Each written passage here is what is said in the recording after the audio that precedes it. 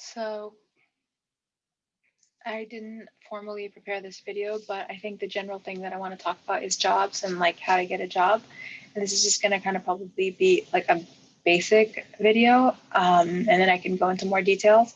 I've actually applied to many jobs in my life, had a lot of interviews and had a lot of offers. So I think I can maybe, at least to some degree, walk you through that process, especially if you know zero and maybe don't have the contacts or the kind of people in your life who would be able to kind of give you some of this insight. So a okay, so I'm a teacher, so I can give you from my perspective because every industry is kind of different, and then you might be in a position where you don't have an industry yet because you're young or whatever the case may be, or not young, but regardless. So I've kind of had an unusual journey. I haven't only worked at public schools. I worked at a lot of private schools. So private schools, the contracts are year to year, and you actually have to like, you can, or there's a salary negotiation process. There's like an application process. Because I know with public schools, sometimes it's just like everything else already set. And there's like, jobs in different cities or whatnot for private schools.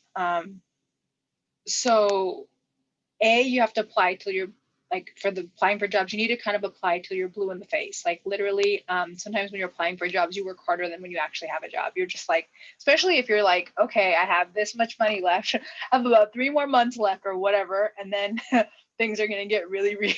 So you're either like, A, I'm gonna be working somewhere, or B, I'm gonna be working somewhere I really don't want to be working. So you got to really like, these little fingers need to be typing, sending, cover letters or whatnot.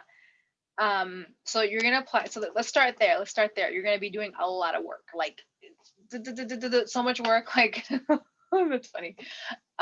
Let's not do that again.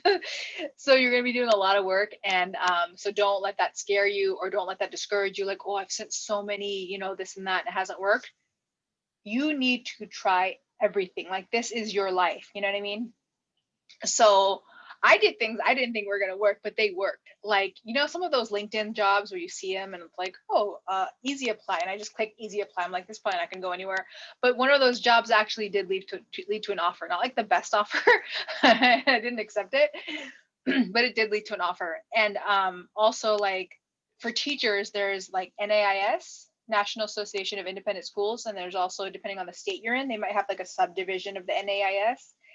Like, and I guess it just, like, for California, it's like CAIS-CA or something. And for, I don't know if different states have different things, like, those can be really helpful. You have to know about these things. And if you don't know about them, then at least, like, maybe if you're an engineer, maybe engineers, or whatever other profession has some kind of website with jobs on it that's like legitimate. Also, like, I've worked at Episcopal schools, so like Episcopal schools have Episcopal school jobs, and sometimes they like it that you've already worked at an Episcopal school. Like, they have kind of uh, Episcopal school associations, and so sometimes you'll get more attention from Episcopal schools if you've worked at a Episcopal school, which is kind of cool. You can look at jobs on there. So try to kind of, I don't know, this is not that helpful. Try, if you're not like a teacher, try to use what I'm saying and try to apply it to your situation if possible. And you know what? Like, I knew about NAIS because someone told me about it, but I didn't really know about the CAS, the California Association of Independent Schools. And I literally, like, emailed this girl I don't even really talk to anymore about jobs, and like she was probably like, what are you doing? Like, I don't even like but she did email me back. She's like, well, I don't know of any jobs, but you can go on the CIS website. And I think I knew about it, but I didn't really know about it. I just thought it was the same jobs as NAIS, or didn't really register till she said it. And that's actually how I got the job that I actually signed up on for, and got the offer for, that I ended up accepting. So sometimes you just have to email people. Be polite. I'm not saying you should shamelessly email people, but like, don't be afraid. You know what I mean? Respect people, whatnot, respect people's time or whatever. But like, she took like a minute, and I appreciate that minute, to kind of send me something like, I don't know any jobs, but you can look on CIS. And that actually did help me. So email people, ask questions. go on LinkedIn. You have to have a LinkedIn. Go on LinkedIn, inquire on Facebook. I've like asked people for jobs on Facebook. I've gotten DMs like, oh, what do you need? How can we help you? Like, you'll be surprised who shows up for you when you politely and professionally ask for help. Talk to your neighbors. I mean, you might be like, oh, my neighbors don't have any like legitimate, depending on what situation you're in, you're like, my neighbors don't know anything, but maybe your neighbor has a friend who knows someone, you know what I mean? You just never know. Don't be afraid, you know? And do what you have to do to get yourself out of the place that you're in. And sometimes it might be like, oh, this is not a good situation I'm in. I hope I don't sound like I'm rambling. I'm trying to make this as valuable as possible. So we have like the, you know, for teaching, because I'm talking about teaching, but hopefully this can be applicable to other fields or to you somehow, like LinkedIn.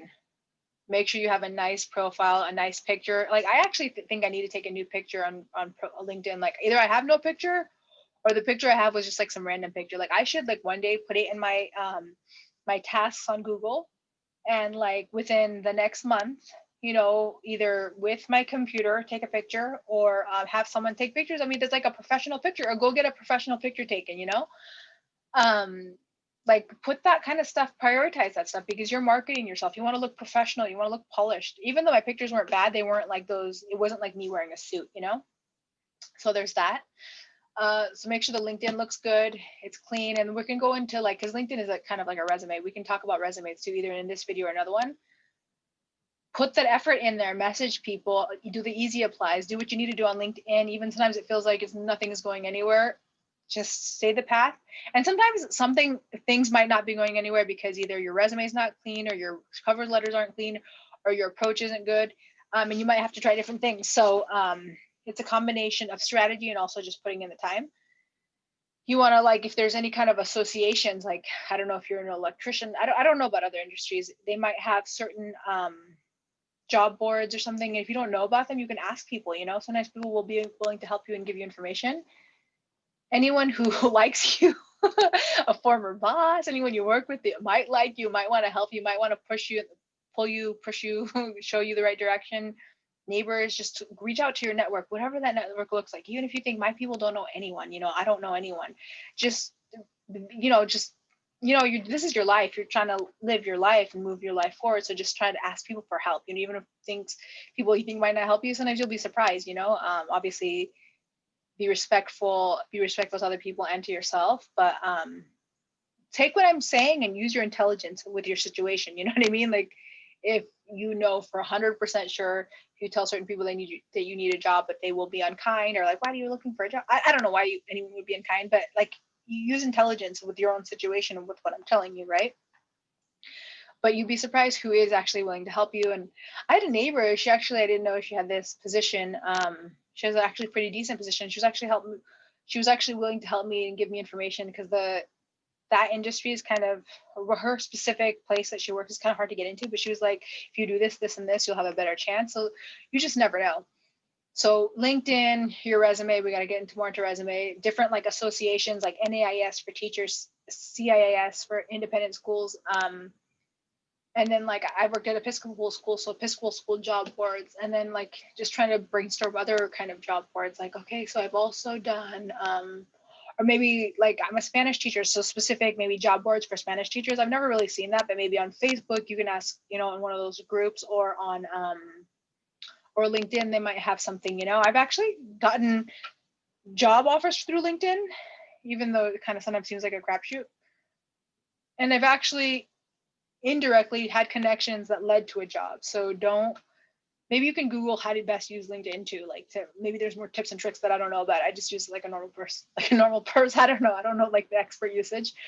So that's that. So different kind of job boards, and then also just putting the time in. And now let's talk about the process. If your English isn't very good, or whatever language you're applying in, either A, it's not your first language, or B, you just didn't read and write a lot when you're younger, because obviously you might not know, maybe you feel like your writing skills aren't that good, or your communication isn't that good, or you don't know where commas go, or this, that. Well, a few things. A, maybe, I don't know if I don't know if it's unethical, but maybe you can have someone kind of look over your stuff. I don't know if that's bad. Like, obviously you're not going to have someone like write your paragraphs. If they ask you to write a paragraph, you're not going to ask someone else to write it for you. That's like not ethical, right? But maybe you can, maybe with some of those stuff, you can just like look online, like what does a sample cover letter look like, and look at those and read those and go through like resumes. And like sometimes you can download the template. Like I don't know if you have Word. Obviously Word, Microsoft Word is kind of expensive, but I think they have it for Google Docs now too. I grew up in the age of Word.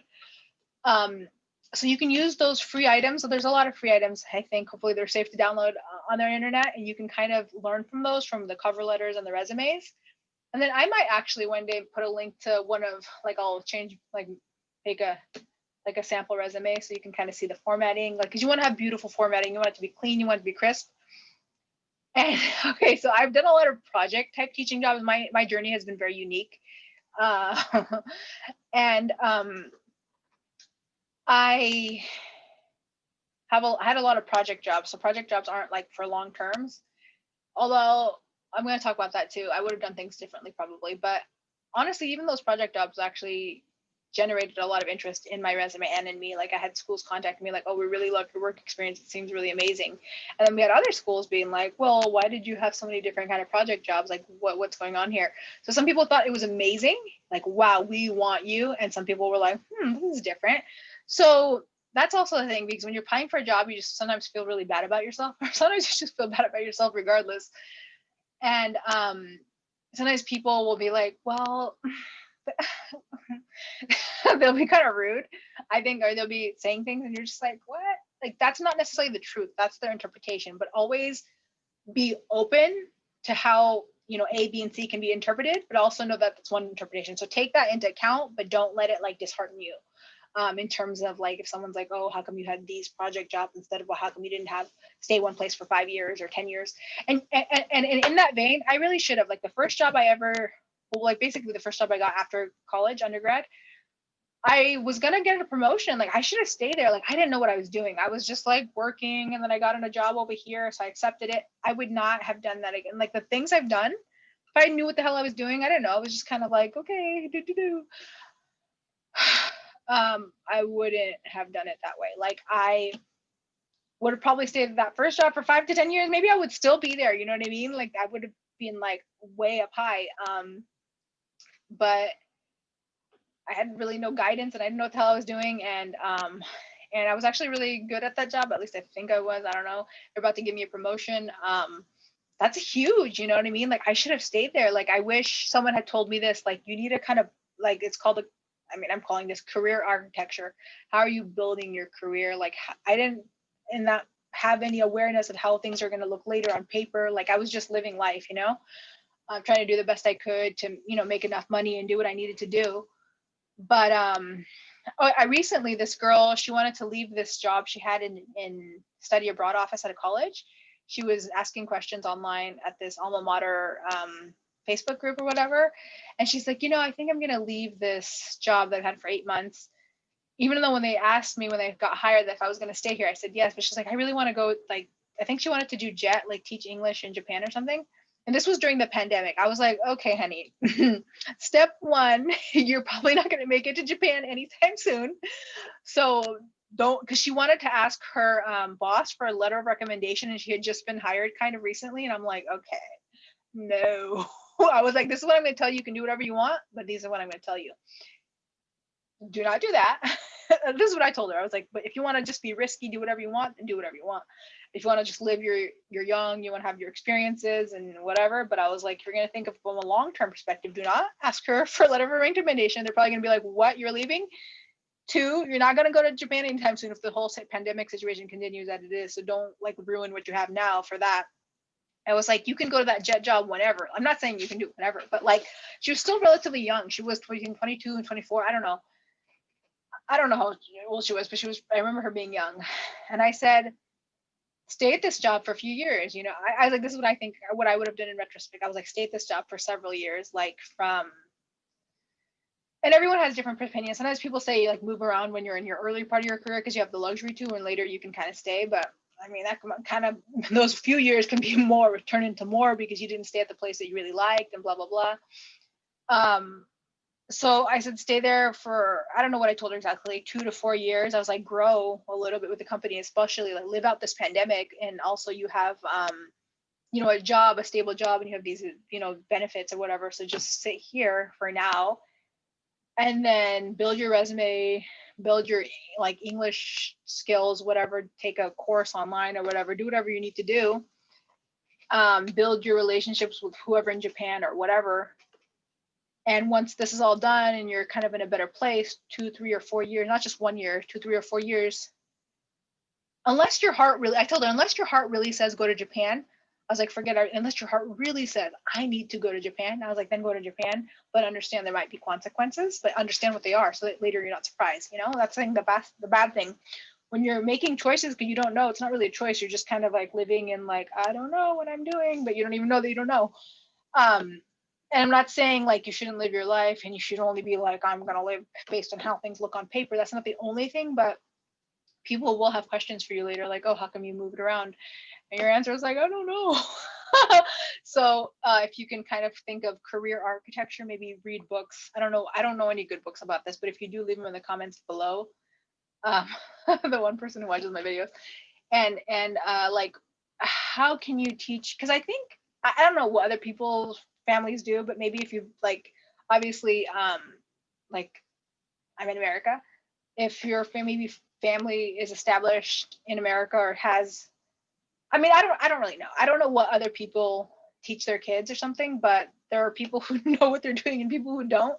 And I would like to make information more readily available to a larger group of people. And I don't see anything wrong with that.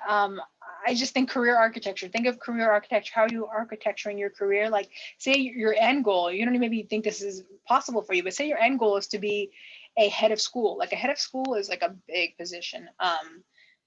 Say that's your end goal. Well, one thing I can think of, go on LinkedIn and look up head of schools and look at their career trajectory. I did that. I don't know if I'm ever going to be a head of school. Like, I don't. That's not like my goal, but like I'm just saying, say that's at the top of where you can be at an independent school. Like you'll see, okay, stayed 5 years here, stayed 10 years here, stayed 5 years here. You'll kind of see like probably a pattern of how they did things. At the most basic level. And maybe I don't know if this is a good idea. Don't just do stupid things. Don't just like reach out to people willy nilly. Don't disrespect people's time. But because before when I said reach out for help, is people you do know, who might be willing to help you or whatnot, but not just necessarily random people. But like maybe you can even reach out to some of those heads of school and be like, I'm just a fifth year teacher or whatever, and I one day maybe if I develop all the skills, interpersonal and hard skills, like all the money, whatever, you have to have a lot of skills.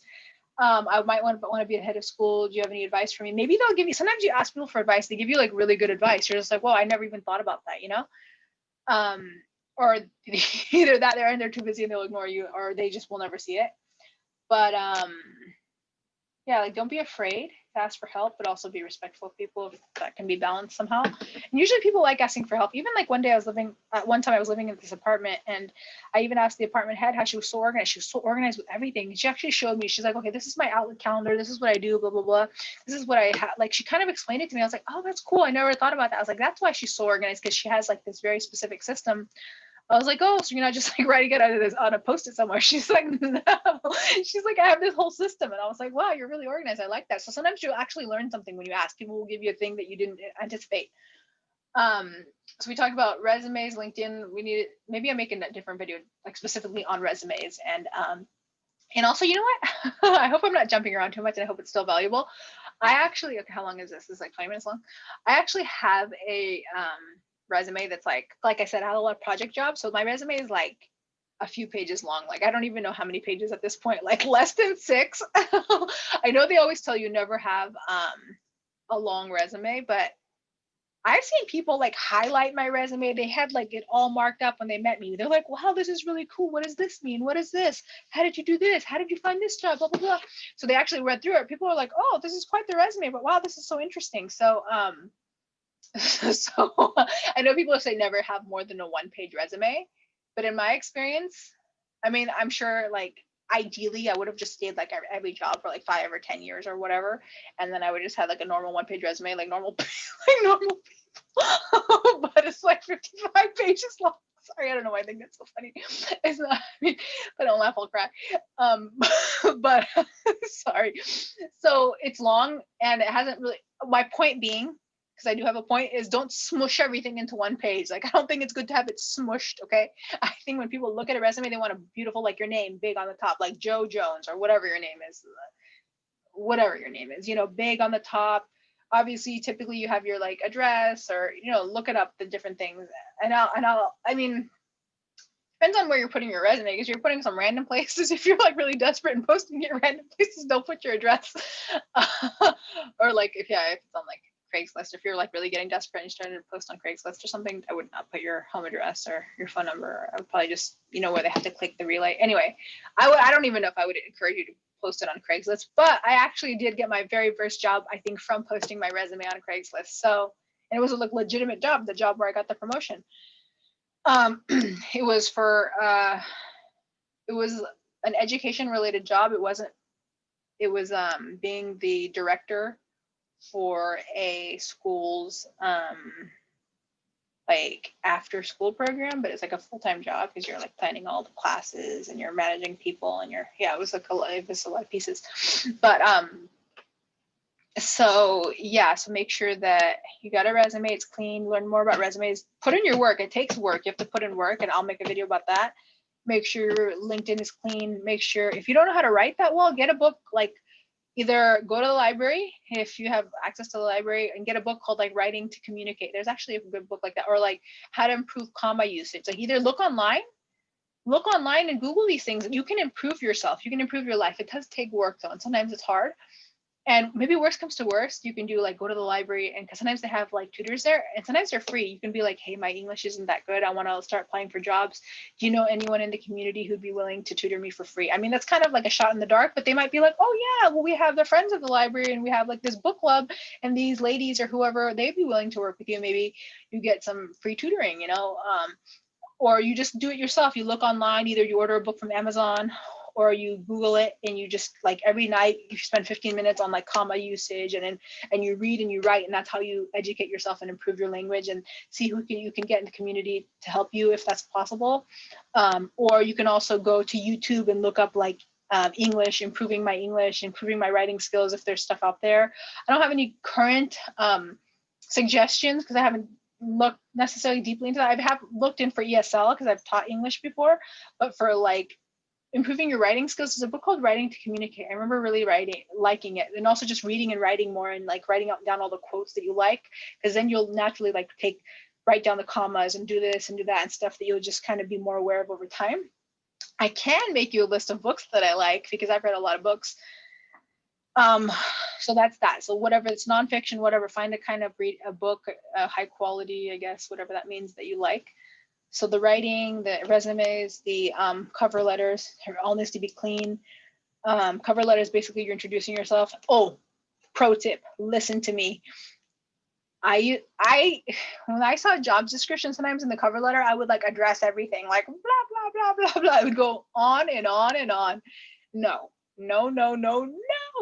I realized, because I've applied to a lot of jobs, so I've kind of seen patterns. Make your cover letter short and sweet. If you don't remember anything from this video, make your cover letter short and sweet. I feel like I get way more responses that way. Like, salt, too much salt is like, ugh. And a little bit of salt gives people interest, right? So I would just kind of sprinkle something in there, like, oh, I really appreciate, I don't know. I don't know what I would exactly say, but don't say this. I'm sure, like something like, I learned about something about the job posting and being, happy that I learned about it or something or whatever. But then like, based on your posting, I feel that would be really exciting to work at your school. And sometimes I don't go into explaining why. I just kind of give a little sprinkle. But don't just like say completely random and like vague things to where they're like, what? Because in the name of not wanting to make it too long. I would kind of say some general things. But then I would get responses. When my sister was like, yeah, when I've hired people and the cover letter stuff is too long, it's like, she's like, it's just overwhelming. You just don't want to deal with it, you know? When it's just like sweet and short and boom, boom, boom, people are like, oh, okay, maybe. So I found like when I do it long and I address all of their points and I take a long time to do it, like takes all my time, and I don't hear back, and they don't want to read through that, you know? Um, so that's like what I found to be true. I don't know if in different industries it's different, but and also one time I was applying for a job at a community college. It was to work at one of the centers, the like success centers they're called. Like I sent in my resume a few times and this and that, and I was waiting on a response. And then one day I went physically to the community college and I went to the person who I knew was in charge. I was like, hi, I was blah, blah, blah. I kept sending this in. Is there any way I can, you know, move this forward? They're like, oh, thank you for coming. Actually, fill out this application. We'll call you next week. Thank you for coming in. So it's like sometimes when you see the person like in person, you're like, oh, they're actually physically here. I'm not saying you should always do that, because sometimes they'll be like, do not show up, do not call. But this is kind of like an ongoing open position for people who are qualified, kind of. But obviously they do also have a cap, like they can't just take everyone. So I did it kind of in an appropriate way, but you got to be careful. Don't just like show up and like, did I get the job? So be aware, like do it with intelligence, trying to think, you know. But yeah, that I think that did help. And I've heard stories where someone was like showed up to a place and it's like, I really want this job, and then the person was like, you know, I have this list of resumes and you're here in person, so yeah, you're hired. You know what I mean? So, but only do it as appropriate. And if they say don't call, don't show up, don't do that. And sometimes it's not appropriate to show up. So you got to kind of have intelligence and know, like, try to have discernment. So we talked about LinkedIn, resume, cover letters, good English or whatever language you're writing, and try to make it crisp, clean, beautiful, short. Brevity is a skill that I'm still even learning, but I learned how to make shorter cover letters just because I was so tired at the end of that looking for jobs that I was like, I'm just make these cover letters shorter, and it's actually effective. I don't know if that's exactly my thinking, but I was just trying something different and it worked. You got to put the time in, you got to put the effort in. And if you're in a place where you feel like you don't really have any skills, like you feel like you're young, you don't have, or whatever, or you, for, you know, whatever the case may be, you feel like you don't have an industry, like you don't even have a cover letter or a resume rather, and you don't know what to put on it. I think, you know, there are career fairs. Like I went to a career fair, and you learn really interesting things. Sometimes like a store, I mean, like a store like CVS or something is looking for managers. Like sometimes it'll just work. I don't know. I'm just like throwing out random things there. Sometimes you wouldn't even know. Like sometimes you go, they like your personality, and they maybe you work there for like a few months and then they get a promotion. You never really know, and it could be a really good promotion. You know, like one of my friends, she said her friend was working at Target and then was like a store manager, and I think that's kind of stressful or whatever. But she says then she was taken, and I think you need a BA for this anyway, but so I'm kind of digressing. And then they moved her into the like the center, the distribution center, and she's like, it was just her 10 employees and her, and she had made a pretty good salary, and she's like, she was really happy. I'm just saying, like on the front end, sometimes the job just looks like, oh, this is just like a nonsense job, I'm not going to go anywhere. You kind of have to look long game and see like the possibility. And obviously they're only going to consider you for that if you show up and you show professionally, right? You have to be professional, you have to be pleasant, you have to be kind, you have to like know that maybe you're like at this job you don't really like necessarily, but maybe there's either your next job you're gonna like it more, or you're gonna advance in that position, but not if you don't do a good job, and not if you're not pleasant and easy to get along with and easy to work with. So you know, obviously go on time to your job, be pleasant. There's a lot of nonsense you're gonna have to deal with. You're gonna have to take a deep breath, do a little woosah, do some yoga, run, I don't know, pray, and kind of see the long game, even though sometimes it's hard to see because you're like in a bad situation, maybe not making enough money in a stressful job, and you're just like, I don't know about this, and maybe in a bad situation, but you gotta try to have some like determination, or I'm not sure what the right word is, have some like stalwartness. I don't know if that's the right word, but it's not always easy. You know, sometimes you have to wait a while before you can experience something that's more pleasant. Oh yeah, so I went to this job fair. You can go to a job fair. You know, sometimes like people will like your personality for a sales job, and some sales jobs, like legitimate sales jobs, they will have like good bonuses. So don't lose hope. You know, Also, I think it was Chevron or one of those gas stations where they're like, oh yeah, we pay for 100% if someone, like, if they're getting their BA, we pay for that 100%. I never knew someone you should consider, like, you can work at Chevron at the gas station or something. I mean, I don't know. Some people don't want to work there because they might think it's dangerous or whatever, because you're dealing with a lot of different people. I don't know. I don't know if it is or not. Everyone has their own thoughts about that. I guess anything can be dangerous or not dangerous, but like they said, they pay for 100. I think that I remember they saying 100% of a BA. Like if you wanted to get a BA or an MA or whatever, they said they pay for it. I was like, what? Because I know some people who really want it, but they want to get a degree, but they're like, I just can't afford it. But you don't know what opportunities are out there. Like they really wanted people and they were going to pay for that. That's huge. Like I think it's amazing. And then say you were to work there and you're working there and they pay for your BA and then like whatever. I mean, I don't know if this is pie in the sky, but then you can get like maybe promoted to like the more corporate level or whatnot. So just try not to lose hope. Try not to see just this thing right here in front of you. And I think we all do that, especially when a bad situation under a lot of stress. I think this has kind of already been a really long video. So that's just kind of the basics. Is there anything that you liked about this video or you want me to explain more on? I will. One last thing I wanted to say, when you apply to a job and they're like, okay, thank you, we are still going through our people, or sometimes I can go through this, specifically the teacher job process, like really quick. I just want to say one more thing. Say they're like, okay, you send in your thing, or they find you, oh yeah, there's also a job, like, I don't know if you want to call them headhunters, but like either maybe for engineers have it or coders have it, but teachers have it. There's agencies that connect independent schools with teachers. So if you get part of those agencies, sometimes you have to like even interview just to even be part of the agency because they're kind of working for you. So it took me a while before I could even be part of those agencies. And I have my own thoughts about why it took a while for me, because I was actually a pretty awesome teacher. I mean, but that's another story for another day, another video, another lifetime. Just kidding. Okay, so those can also help you get jobs. Actually, they can really help you a lot. That can really get your foot in the door. So sometimes people don't even know about those things, you know? So say you did your cover letter, resume, whatever, you get that first phone call. You know, they say, okay, Monday, 8 a.m., we're going to call you. So they call you and you better be ready. I hope you did all your research on the company. You look through resume questions, interview questions, you answered them, you wrote it down, you look some questions you can ask them. Some of the questions you can ask them are like, what kind of person, I mean, just generally, what kind of person is successful in this job? And sometimes I'm like, oh, I really like that question. If you look up like good interview questions to ask an interviewer, there's some awesome questions, and I can link that below later. Or one thing I usually ask when I'm just like, oh shoot, I forgot to look up a list of questions, because sometimes I don't have a legitimate question. I'm just like, just nervous and whatever.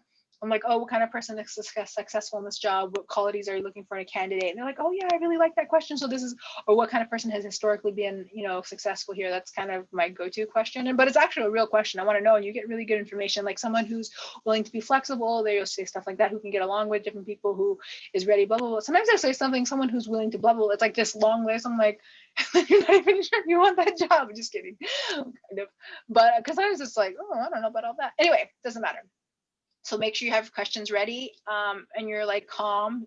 For me, not good to drink coffee when I'm doing that. I've done that before. It makes me very intense and not a good idea. So just be calm, answer the question slowly, be professional. This is not like, that's not necessarily your opportunity to try out your stand-up comedy routine. You're not funny. I mean, maybe I've done like at the end of I was doing so many interviews. I think I probably got better at it over time. But it got to a place where I was just being really authentic, and some people dug it. They were like, who are you? This is so much fun. They're like, this is the best interview I've ever had. They're like, this is so refreshing. They're like, I wasn't really trying to be funny. I think I've just had so many interviews by that time that I was just like, whatever. Like, okay, I don't know what this is, but I was just like, I don't know why I'm like doing that, but I was just like, I'm like, because I know in the beginning, like I was interviewing, yeah, that sounds very interesting. Why do you want to go from teaching to admissions? I'm like, well, I like to eat, so I'm trying to eat. But I'm like, I was honest. I was like, I really like teaching, but I'd be willing to explore different opportunities, because that was true too. I was like willing to teach different things. Like I've been offered jobs obviously in Spanish, but also teaching English and history, and then like potentially admissions, because I speak some different languages and sometimes that's necessary for admissions. And so my point of being, so they're going to ask you these questions, be ready for the questions, be pleasant, be polite. I mean, don't, sometimes you think you're funny, but like people are just like, wow, who is this girl? She's not funny. You know what I mean? So don't try to be funny, or like don't like laugh at your own jokes. Like, don't do this. Um, just kind of be like, I think it's better just to be steady and professional. You know what I mean? I think that's probably the best way, but also try to be authentic. And that's complicated. We can make another video about authenticity and also whatever. Because I've been not authentic, kind of just trying to be really professional in some interviews, and they were just like, oh, okay. They couldn't connect to me because there's nothing to connect to. I was just being like, yes, no, oh, and they were just like, oh, cool, bye. And maybe that job and that school just wasn't meant for me regardless, you know, even if I had been like, hey, what's up, it's Medina. Don't say, hey, what's up, it's Medina. Don't say that to anyone. It's weird, but like maybe some places you're not meant to connect with, whatever. So try to be professional, try to answer like, oh, short answers, don't just like blah blah blah blah blah. I've heard that that's one of the things that they don't like about interviewees, that they just go on and on and on. I'm kind of a person who goes on and on. Like I literally would have a clock right there. So if I get ask a question, I try not to go answer it longer than like 30 seconds or a minute, like just because I know like I just want to talk, you know, like you're nervous, but you gotta go succinct, okay? Less talking, which chatterbox. So be careful with the way you answer the question. So they say they talked to you for 30 minutes, an hour. Oh, thank you. You know, Medina, it was a pleasure. We're still, okay. Then they're like, we're still in the early stages, or we're still interviewing a lot of candidates, but really appreciate your time. We'll be in touch, which kind of means like deuces, but listen to this part. Sometimes that means they liked your answers, but maybe they didn't love them. They still wanted to see what else is out there. But when they really like you, they're like, okay, we're going to have you they look at their co-interviewer, if there's a person that, if it was on the phone or a Zoom, they're like, we really like you. I mean, I like you. Or they're like, yeah, I'm really impressed with you too. And they're like, we want to actually set you up, because they're sometimes afraid of they're going to lose you. They're like, we'd like to tomorrow have you interview with, you know, X person, and then Friday with X person. They'll set it up right then and there. Or they're like, oh, Julie will email you about potential times. We would be love to move this forward as fast as possible. So usually when they really want you, they want to boom, boom, boom, boom, boom. And when they're kind of like want to do a little, like, oh, well, you know. So even if they do that to you and they're just like, oh, thank you, this is what you got to do. If you still want the job or you just need a job, you need to email them for sure. Because sometimes they're like, oh, we'll be in touch. So I was like, oh, I don't want to email them if they're going to be in touch. I don't want to overwhelm them. So I don't know the exact timeline. So say it's Monday morning and you had the interview.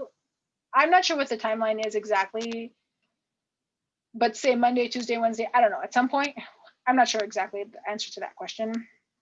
You can email them back. You can be right after if you wanted. You can email them back. You can do different things. One thing I have done, and it did work, and I did get the job because I think they weren't like really, well, I think the people looking for Spanish teacher didn't really feel my vibe and didn't really appreciate who I am as a person, didn't really see my spirit and my soul, but they saw the quality of my work, which is cool. But I think it's more ideal to work somewhere that they're just really in love with you as a person. Like they realize like, wow, this is a really cool, fun, good person, because people will treat you better. And that's a whole nother thing in itself. But that's my experience, and that's the whole thing in itself, which is unfortunate, but yeah, I mean, I don't know. It is, I guess, what it is. But so when they kind of did that to me at one job, they're like, well, we appreciate your time. We're still interviewing people. And I was like, okay. So I emailed them. I was like, if you would like, I can send you like kind of a lesson plan or like a curriculum guide, like, you know, what kids can learn from this grade to this grade in Spanish, like, and what they can learn, and then also like a specific lesson plan, and also a video. So I made like a 25-minute video, and I felt this long like lesson plan, like 10 pages, like after I researched their own like website. And most people just, I don't think, do that.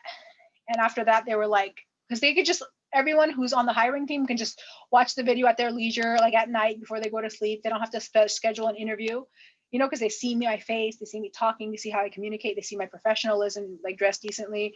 They see the fact that I know how to use technology. I can make a video, I can upload it to YouTube, whatever. It's not that hard. I can send them the link. It makes it easy for them, right?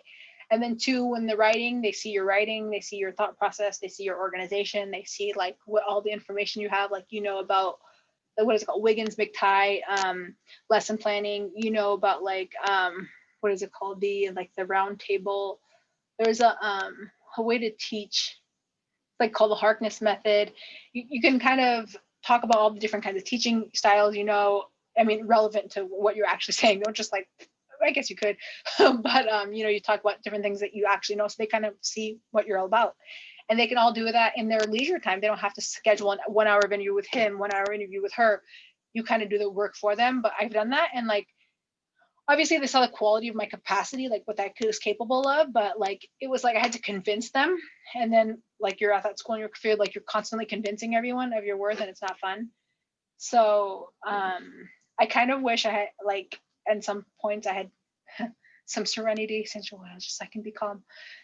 You know, sometimes I feel like it's better to go to the school where you had a really heart to heart connection. Because I've had schools that I didn't have to send them anything. Like they were just like, wow, they just after talking to me, they were just like, wow, we really like you. And they're like, we're gonna, the head of school is gonna call you tomorrow.